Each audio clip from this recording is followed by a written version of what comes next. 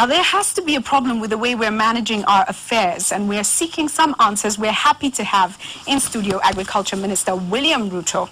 Thank you so much, Waziri, for joining us. So let's put politics aside for a while. I know a lot of people are focused on that. I think we should put it aside for 3 years. For a while. Okay, so I'll still come to the 2012 question, but people are hungry. And that's got to be more important than all the political bickering that's going on. Absolutely. Where have we gone wrong?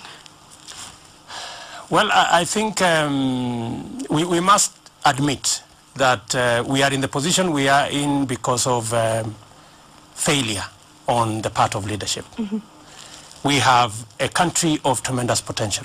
We have a country of very hardworking people, good soils, good weather, tremendous potential.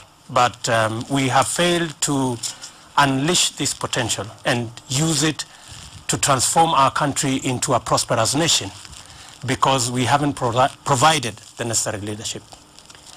I want, however, to say that there is good news because we have embarked on a program now as a country, realizing that we are spending a lot of money in importing maize and making sure there is adequate food and dealing with problems that in the first place we shouldn't be in. Mm-hmm. And the government has now taken 4 steps. One, we have decided that government is going to intervene in reducing the cost of production in the agricultural sector. So subsidies will be provided? Subsidy is the way to go. Right. For a very long time, many development partners persuaded our leaders not to look at subsidy, including myself. As they did with Malawi. I put down my foot and said to Treasury that we are going to subsidize and we have no choice. And I'm happy that in 1 year, we managed to reduce the cost of fertilizer from 6,000 to 2,500. The cabinet 2 weeks ago again approved a further subsidy to 2,000. We are looking at next year. If we have good rains, we will even go a step further and reduce reduce the cost of both seed and fertilizer. Government is going to invest this year in mechanizing our farming. We cannot do farming the crude 20th century way. We have to move into the future. We have to use the benefit of technology. We have to mechanize our farms. And in this year's budget, we have put money to buy an extra 1,000 tractors to be sent around the country. We have moved a step further, and we are looking at transforming our agriculture, which we should have done from rain-fed to irrigation. And this year, I'm happy to say that the first 40,000 acres is already on course. I have been, and I know, Julie, you are aware, we have been to Hola and Bura, where a lot of work is already going on. We are planting in Hola and Bura. A lot of work has gone on in Bunyala. In Kano, we have challenges, but we are tackling. I was in Takwel last week, and we are on course on that program. Mm-hmm. We are putting money also in research so that we have the best seed, early maturing, disease-resistant, drought-resistant, high-yielding seeds.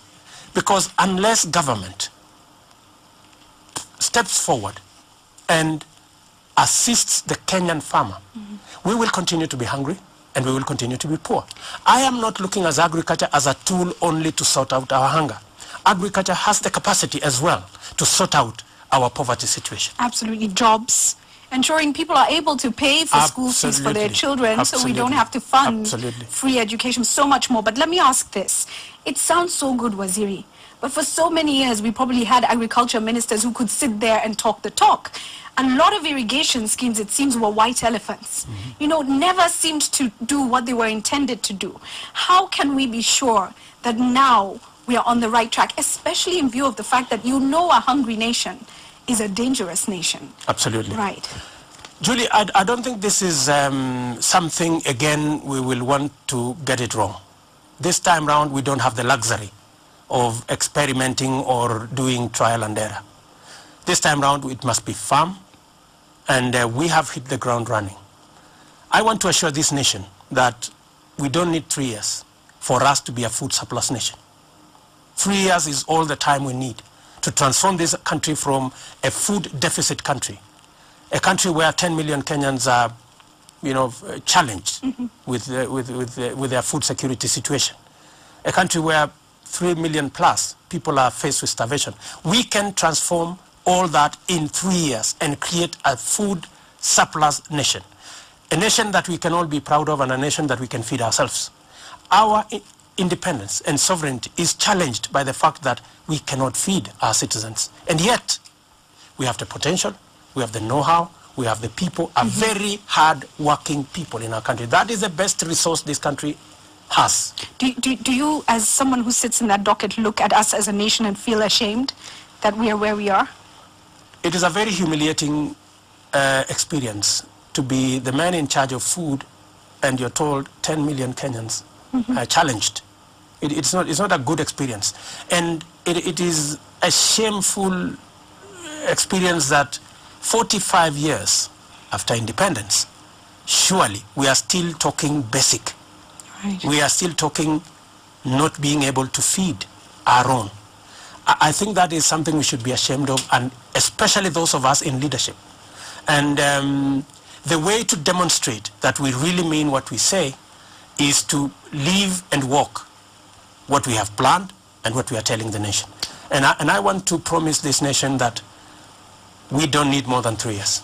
Okay. We will be out of this very, very humiliating position. Now, there's so many things we could talk about also. Mao, one of them, the political alliances or alleged political alliances.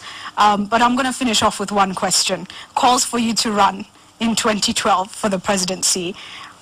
What are your thoughts? I think they are premature. I think there is a lot that we need to do in this country. This country is not about elections. This country is not about who is going to lead. This country is much more about how much prosperity we manage to create so that all of us can be proud to be Kenyan.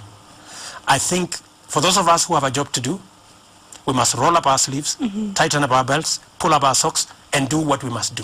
For me, as Minister for Agriculture, I think I owe it to the people of Kenya that we become a food surplus nation. Right, and that is what will take us from ethnic politics, is people getting the work done for all Kenyans. Absolutely. We say that is a true leader. Absolutely. And thank you for joining us. Thank you so much for that. Julie. We will be watching you. Thank you. And we Please, hope we'll be eating comfortably, all of us as Kenyans. Please do. Soon. So what are your thoughts on food security? Look, it's a serious issue. If you're able to eat enough every day, you are a lucky person. There are 10 million Kenyans who are struggling to find food on a daily basis. 2442 is the SMS number.